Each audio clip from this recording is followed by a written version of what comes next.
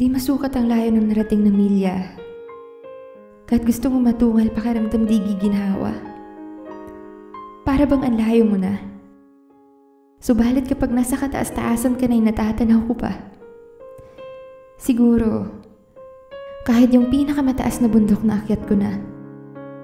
Yung pinakamalawak na dagat na langoy ko na. Pero bakit di pa sapat ang aking paghinga upang ang kaba at takot ay mamahinga? Ilang araw na rin nung ika'y nakita.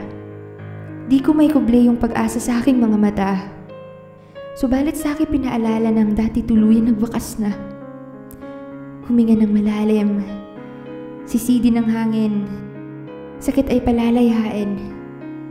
At ang nakikitang pag-asa sa mata himistulang puwing lang ng hangin.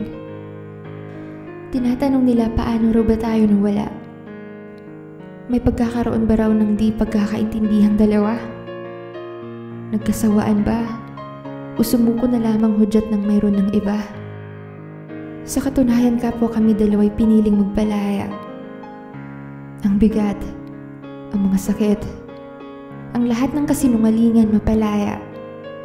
Dahil hindi may paliwanag kung paano tayo nasira. Bastang alam ko lang na iwan ako at sa akin nanawa. Kaya mas pinili na lang natin na kung saan na lang tayo mabubuo.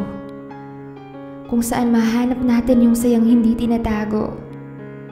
Kung saan malaya tayong sumigaw. Malaya tayong makipagkilala. Subalit kung mananalamin tayo sa mata, naroon pa ang nakaraang hindi makalaya.